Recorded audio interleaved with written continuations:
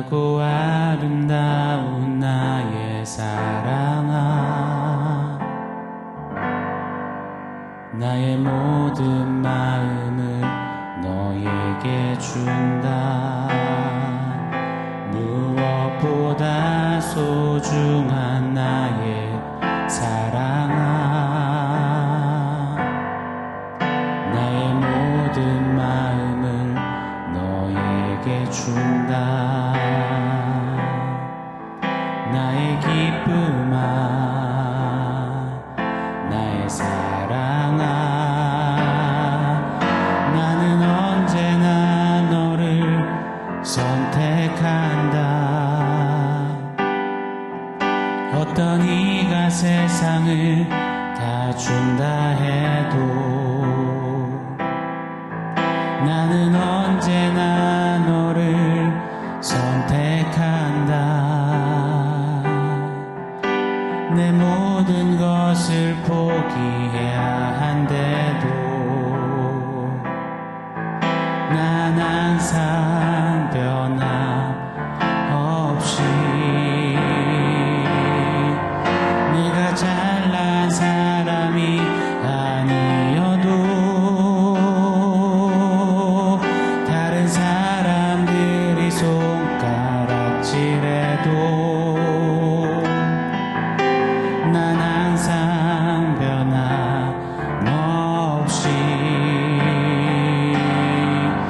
나는 언제나 너를 선택한다. 내 모든 것을 포기해야 한데도 난 항상 변함없이 널 사랑한다.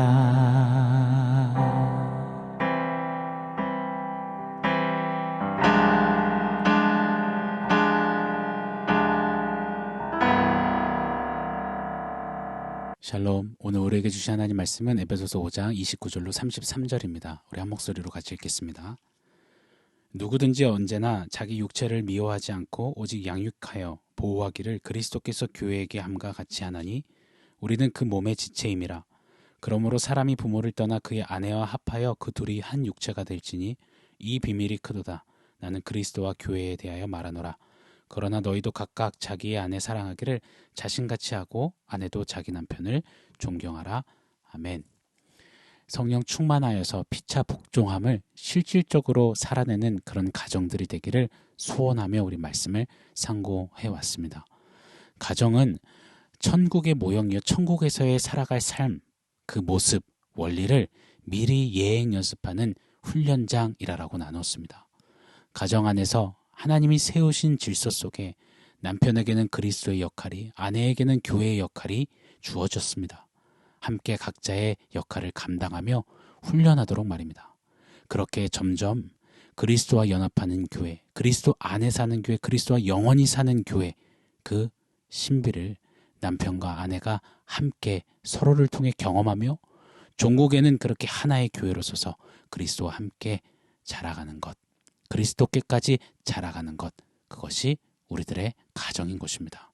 이때 아내들은 남편에게 복종하며 자라가고, 이때 남편들은 아내를 사랑하기를 그리스도께서 교회를 사랑하시듯 사랑하며 자라가는 것입니다. 자, 오늘은 아내와 남편에 대한 권면의 마지막으로 결혼에 대해서 한번 간략하게 상고해 보고자 합니다. 저도 벌써 꽤나 많은 커플들을 주례했더라고요. 주례할 커플들을 결혼식 전에 꼭 한두 차례 만나게 됩니다. 그렇게 만나면 10중 8구 생글생글 웃고 손을 꼼지락꼼지락 만지고 한껏 상기된 표정으로 아주 그냥 웃음꽃을 핍니다. 저 행복해 죽겠어요. 저 이렇게 행복해도 되나요? 이런 식의 표정들을 짓습니다. 그런 모습들 보고 있노라면 참 마음이 덩달아서 좋습니다. 그러나 마음 한켠에는 이제 조직의 쓴맛을 보게 될 텐데 합니다. 결혼은 물론 사랑에서 합니다. 사랑이 있어야 하는 게 결혼입니다. 그런데 여기 문제가 있습니다. 결혼의 핵심은 사랑이다라고 여기기에 시간 지나서 사랑이 좀 식었다, 예전 같지 않다 싶으면 금세 별거하고 헤어지고 조론하고 이혼하는 겁니다. 인간 사이에 어디 이 영원한 사랑이 있겠습니까? 시간 지나고 나이 들고 또 상대방이 먼저 떠나고 또 오랜 시간 지내다 보면 익숙해지고 계절 변하면 누그러지고 약해지고 평이해지고 그냥 그래 보이는 것 우리네 사랑 모습 아닙니까? 사랑으로 감정으로 결혼하는 것이 아닙니다. 그보다 먼저 돼야 하는 결혼의 중요한 근본이 있습니다. 바로 결혼은 언약으로 하는 것입니다. 다시 말해 결혼은 사랑으로 감정으로 지켜내는 것이 아닙니다. 결혼은 하나님이 말씀하신 언약이기에 그 언약을 지킴으로 지켜내는 것이 바로 결혼인 것입니다. 교회 안에 미혼인 청년들이 많습니다. 대부분 청년들이 모이면 빠질 수 없는 주제가 바로 결혼이죠. 결혼에 대한 막연한 상상들을 많이 하는 것 같습니다. 그런데 저는 좀 찬물 견디듯이 이런 말씀 드리고 싶어요. 핑크빛 상상을 일찌감치 깨라고 도전드리고 싶습니다. 결혼하지 말란 말이 아닙니다. 결혼은 반드시 하셔야 합니다. 허나 결혼은 핑크빛 환상 속 상상의 나라 신기루 같은 것이 결단코 아님을 잊지 않아야 합니다. 결혼은 하나님 언약 그 앞에서 거룩한 책임이며 의무입니다. 꼼냥꼼냥하는 연애놀이, 순간 타오르는 사랑놀이가 아니라는 겁니다. 결혼의 주인공은 사랑하는 남자와 여자입니다. 엄청난 사랑의 그 열기와 에너지가 뿜어져 나오게 되죠. 그렇게 사랑은 남자와 여자에게서 나오지만 결혼은 남자와 여자가 뜨겁게 사랑한다고 해서 이루어질 수 있는 것이 아닙니다. 결혼은 하나님이 허락하셔야 합니다. 왜냐? 하나님이 말씀으로 제정한 것이기 때문입니다. 31절 그러므로 사람이 부모를 떠나 그의 아내와 합하여 그 둘이 한 육체가 될지니 남자로 하여금 여자를 만나 합하여서 둘이 하나가 되게 하시는 것은 이 결혼은 사람의 어떤 제도로 관습으로 파이팅으로 되는 것이 아닙니다. 하나님께서 하신 말씀이시기에 하나님이 만드신 결혼이시기에 이 땅에 생기고 우리가 결혼이라는 것을 할 수 있게 되는 것입니다. 고로 기억해야 합니다. 결혼의 주인공은 남자와 여자일지라도 결혼의 주체는 남자와 여자가 아닙니다. 결혼의 주체는 양가의 부모님도 아닙니다. 결혼의 주체는 소개해준 어떤 주선인도 주례자도 아닙니다. 결혼의 주체는 오직 하나님 한 분이십니다. 그렇게 우리 가정들의 이 결혼 생활의 그 목적은 결혼의 목표는 사랑, 우리 그냥 사랑하게 해주세요. 뭐 행복, 성공, 서로 윈윈하는 것 그런 것이 아닙니다. 결혼의 목적은 결혼의 주체이신 하나님의 영광인 것입니다. 꽤나 많은 이들이 결혼을 자아실현의 전시장처럼 생각하는 경향이 많습니다. 결혼이라는 전시장은 자아실현이 전시되는 곳이 아닙니다. 오히려 자기 부인과 자기 희생이 걸려서 전시되어지는 곳입니다. 많은 부모님들, 심지어는 믿는 믿음의 가정 부모님들조차 자녀의 결혼 문제 앞에서는 이것저것 엄청 따지고 재시는 모습을 보게 됩니다. 저 며느리를 얻으면 내 아들에게 어떤 이득이 있을지, 저 사이를 얻으면 내 딸에게 어떤 마이너스가 생길지, 그래서 결혼은 집안이 맞아야 돼, 결혼은 급이 맞아야 돼 하십니다. 아들, 딸 앞날에 자아 실현하고 꿈을 이루어가는 일에 결혼은 도움이 되어야 한다라는 논리입니다. 그래서 며느리가 들어오면 며느락이라고 하죠. 우리 집안이 어떤 집안인 줄 알아? 이제 새아기 넌 출가 애인으로서 우리 집에 왔으니 우리 집의 법도와 문화를 따르도록 하여라. 마치 아기들 이 옷 저 옷 입히듯이 이 학원 저 학원 보내듯이 며느라기를 집안 분위기에 맞춰 집안의 유익이 되도록 만들어가려고 합니다. 바꾸려고 합니다.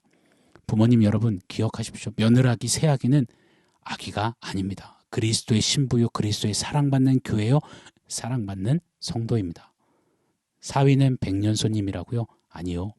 사위도 그리스도의 신부요, 교회요, 사랑받는 그리스도의 성도입니다. 자식 사랑하는 마음, 자녀 사랑하는 부모님의 마음 충분히 이해갑니다. 그러나 우리 집 사람, 우리 집 체면, 그것이 사위, 며느리가 아님을 기억해야 할 것입니다. 많은 세상 사람들의 결혼과는 심적인 또 육적인 충족과 상대방을 통한 나의 필요 충족, 또 내가 짊어진 짐을 분해해서 나눠지는 것을 결혼이라고 생각하곤 합니다. 그런데 문제는 믿는 청년들도 세상의 이 결혼관과 전혀 다를 바가 없는 결혼에 대한 관점을 가지고 있다는 것이 매우 심각한 문제입니다. 결혼은 내 자아와 꿈이 실현되는 수단이 아닙니다. 결혼은 내 욕구를 충족시켜주는 그런 방법이 아닙니다. 결혼은 내 무거운 짐을 네가 좀 같이 들어줘 하는 게 아닙니다. 결혼은 영적인 신비와 진리를 훈련하고 구현하는 훈련장입니다. 결혼이야말로 그리스도께서 교회를 위해 희생하셨듯이 그 희생을 배우고 누구든지 나를 따르려거든 십자가 지고 자기를 부인하고 나를 따를 것이니라 하셨던 말씀 따라 자기 부인을 습득하고 연습하는 연습장인 것입니다. 우리 분명히 뜨겁게 열렬히 사랑했는데 도대체 지금 왜 이러죠? 어쩌면 자기 희생과 자기 부인 없이 내 자아 실현을 위해서 내 욕구를 위해서 뜨거운 사랑만 했기 때문에 뜨거운 사랑만 요했기 때문에 아닐까요? 그 뜨거운 사랑이 차갑게 식어졌기 때문 아닐까요? 저와 여러분 우리는 태생 자체가 나나나 내가 하나님 되려고 하는 인생 아니었습니까? 여전히 죄된 자아로 자기 중심적인 죄성으로 부부관계 결혼 생활을 이어갈 때 결혼은 매우 힘겨워지고 괴로워지고 위태로워지는 것입니다.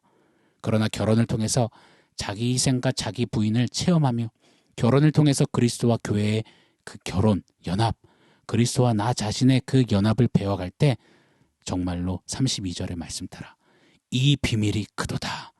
그 결혼의 비밀과 신비를 영적인 체험을 경험하게 되는 것입니다. 오늘 본문 29절 30절 말씀이죠. 누구든지 언제나 자기 육체를 미워하지 않고 오직 양육하여 보호하기를 그리스도께서 교회에게 함과 같이 하나니 우리는 그 몸의 지체임이라. 결혼은 나를 위한 것, 내 중심적인 것이 아닙니다. 자기 육체를 아끼고 위하고 먹이듯이 상대를 아끼고 위하고 먹이는 것 결혼입니다. 상대는 내 전유물, 내 소유물이 아니라 함께 그리스도의 몸을 이루는 유기적인 지체요 또 동역자임을 함께 체험하고 그렇게 경험하고 그렇게 하나됨의 그 아름다운 그 힘을 맛보는 것 바로 결혼 생활인 것입니다. 그리스도께서 교회에게 하셨던 그 희생과 죽기까지 복종하심, 십자가 지심, 사랑하심, 책임지심, 품으심, 안으심, 용서하심, 기다리심 등등 그리스도의 성품을 배우는 것, 결혼의 아름다운 비밀스러움입니다. 부디 결혼에 대한 바른 성경적인 시각과 관점을 갖고 잘 결혼하는 우리의 다음 세대들, 우리 청년들, 잘 결혼 생활하는 우리들의 각 가정들이 되기를 예수 이름으로 축원합니다. 자, 오늘 말씀을 종합해서 원포인트 세워보겠습니다. 오늘의 원포인트는 슬기로운 결혼 생활입니다. 슬기로운 무슨 생활 시리즈가 참 유행하지 않았습니까? 그런데 무엇보다도 이 슬기로워야 하는 생활 영역은 바로 결혼 생활이라고 믿습니다. 결혼은 미친 짓이다라는 영화 제목을 필두로 결혼은 정말 어리석고 바보스러운 굴레요, 쏙박이요, 내 인생 묶이고 매이고 망치는 것으로 치부되어져 옵니다. OECD 국가 중에 혼인율과 출산율이 가장 낮은 나라가 대한민국이라고 합니다. 반대로 이혼율은 세계 1위라고 하죠. 젊은 세대들 안에서 결혼하지 않겠다라는 나 혼자 살겠다라는 어떤 트렌드, 결혼하지 않고 같이 동거는 해볼 만하다라는 분위기, 결혼하지 않고 출산도 해볼 만하다라는 비혼 출산이 아예 그냥 결혼 자체라는 것을 하지 않겠다라는 이런 풍조가 확산되어져 갑니다. 결혼을 없애려는 것, 그렇게 가정을 무너뜨리려는 것은 그 배후에 정확히 사단 마귀가 있음을 우리 잊지 않아야 합니다. 결혼은 해도 되고 안 해도 되는 그런 옵션이 아닙니다. 왜요? 결혼은 하나님이 제정하시고 세우시고 명하신 아름다운 비밀이기 때문입니다. 결혼을 통해서 하나님은 우리가 천국을, 그리스도의 연합을, 그리스도를 담는 자기 부인을 체험하며 그리 다듬어지고 천국 갈 준비하기를 원하십니다. 결혼은 해, 아내의 문제가 아니라 어떻게 슬기롭게 해야 하지 이 거룩한 주제인 것입니다. 오늘 말씀을 기억하면서 또 기도하면서 결혼을 성경적으로 또 하나님의 눈으로 바라보는 슬기로운 결혼관이 정립되기를, 슬기로운 결혼 생활이 각 가정들 안에 회복되어지기를 예수 이름으로 간절히 축원합니다. 그런 우리들의 가정, 그런 결혼이 되게 하옵소서. 아멘. 사랑하는 성도 여러분, 오늘 말씀과 원포인트 기억하면서 우리 함께 기도하겠습니다. 하나님, 성경이 말씀하시는 바른 결혼관, 바른 결혼 생활, 슬기로운 결혼 생활이 우리들 안에 다시금 정립되어지고 회복되어지게 하여 주시옵소서. 우리 말씀 기억하면서 한번 같이 기도하겠습니다.